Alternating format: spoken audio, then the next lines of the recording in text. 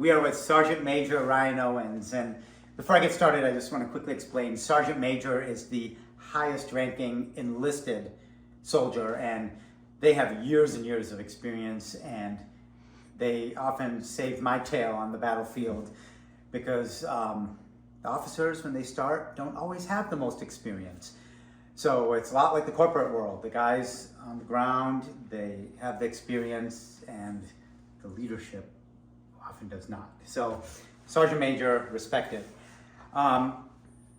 What's interesting about your story is fascinated me is everything you've done, you've served, and you're disciplining the enlisted ranks, you're leading them, and then you struggled with alcoholism. That's correct. And I'm really grateful you're sharing this story. I think can help a lot of people out there with addictions because nobody's immune. I mean, a sergeant major is not even immune. And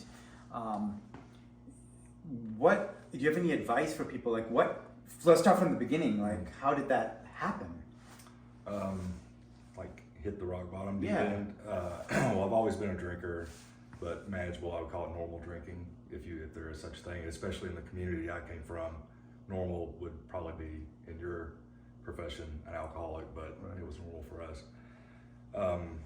I gotta, I guess, capture all this.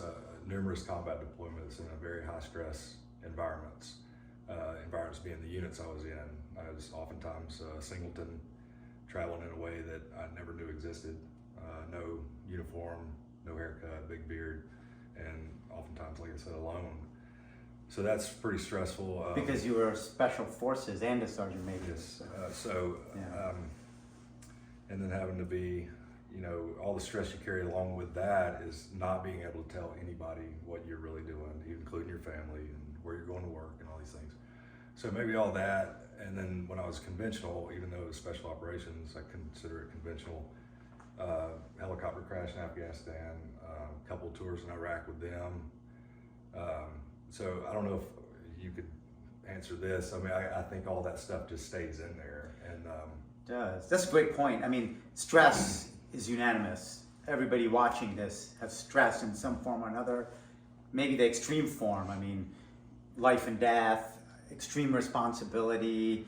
Maybe your family doesn't fully understand. All sorts of things just accumulating, and people have different ways to deal with the stress, and sometimes it's an addiction. Alcohol starts with one drink, and then it becomes more and more and more. So if you were talking to your younger self and you're about to hit that bottom, what would you tell yourself? You made an excellent point earlier. That's why I'm asking if you talk to your younger self, because you can't give advice to other people. You made that point. Everybody's rock bottom is different. Correct. So, and honestly, along with what I said earlier to you, I'm not sure I would even have listened to my younger or older self, because I just had to live it and experience what my absolute, this is it. I still have the empty 9mm casing because I had the pistol up to my head. Changed my mind, obviously, because I'm still here, and fired it off into the woods in my house in Georgia. And, that I just totaled my truck, drunk. I found out my ex-wife was sleeping with a person while I was gone at rehab for 47 days in my bed. So that was pretty awesome. And that, I think it may have been the final straw. So rock bottom, and wow. And there's something clicked where you were able to flip it around, and that's slowly. I don't really say it clicked because it took another 5 months, and then went in for a routine physical to actually get my Xanax refilled. I didn't really abuse them, but I probably took them as prescribed, but I think it was a pretty heavy dose. And they did blood work, and they called me, the next day, and my liver enzymes were 7 times normal. Okay, we got to do an ultrasound.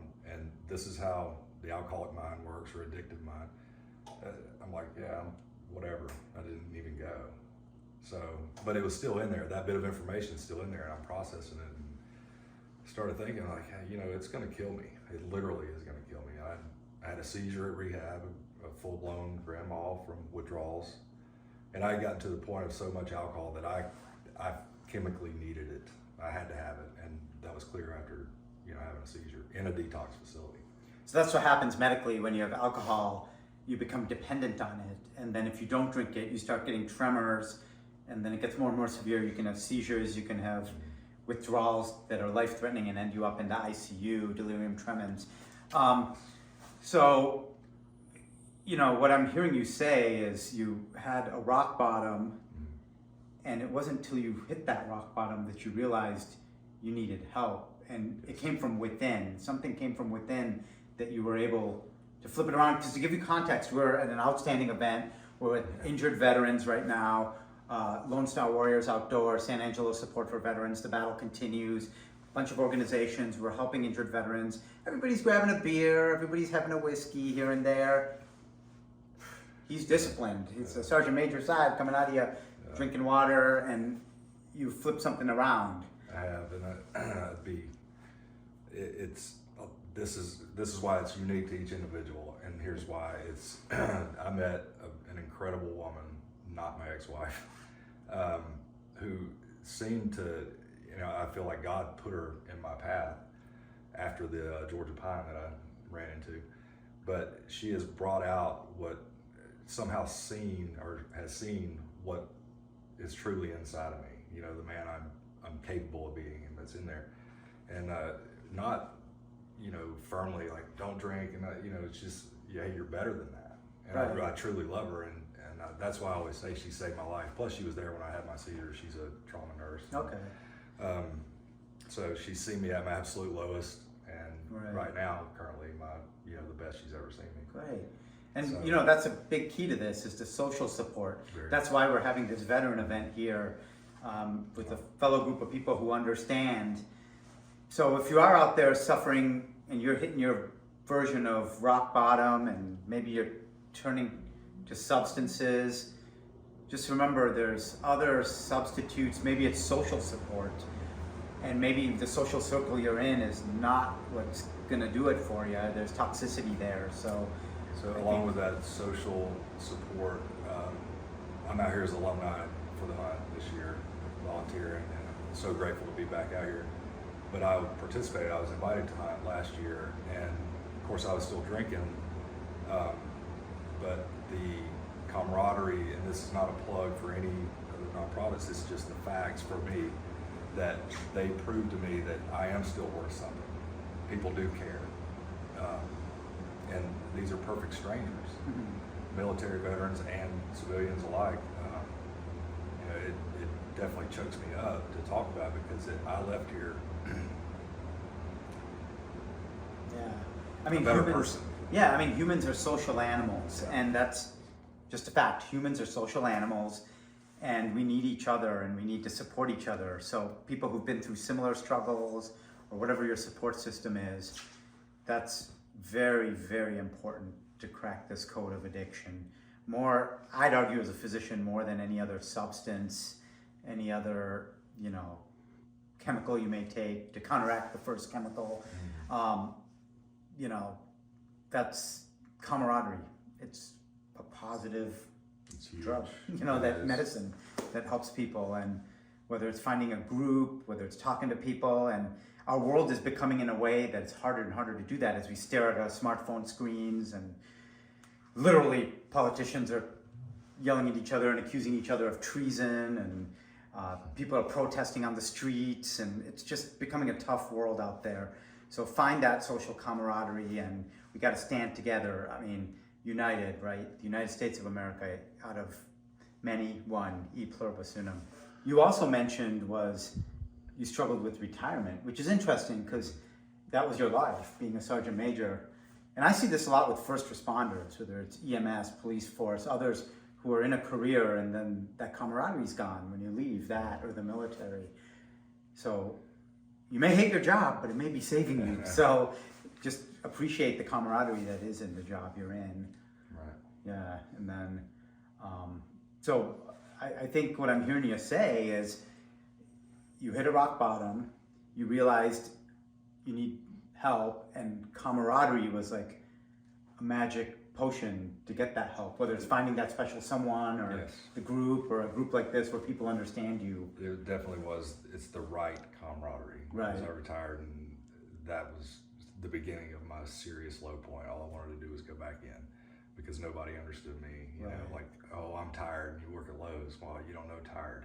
Yeah. I don't want to hear that shit. Yeah. Sorry. Yeah. But you know, things like that, and you know, you get that. I feel like I am better than all these people. Right. Which, you know, I'm not. I'm human Yeah. being just like they are. They go to work.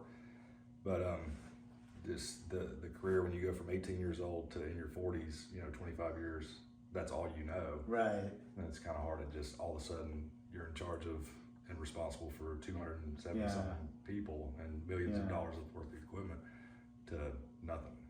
And that is really when I started drinking, because in your mind you'll say, oh, you know, I can drink whenever I want. I'm retired. Well, that briefs well for about Right. a month, and then you're drinking a half gallon of Jack Daniels a day. Yeah. And I went to the hospital once, had a blood alcohol of 0.576 and a blood sugar of Jeez. 20, Jeez. and told the doctor I don't feel well. And he said, well, you should be dead. That's why you don't feel well. Yeah. So that's Learn from someone who's been through this if you're struggling out there. I mean, everybody has a different rock bottom and everybody has a different way of coming out of it, but it is doable, and learn from someone who's done it and who served our nation heroically. Thank you. Thank you, sir. Battle continues.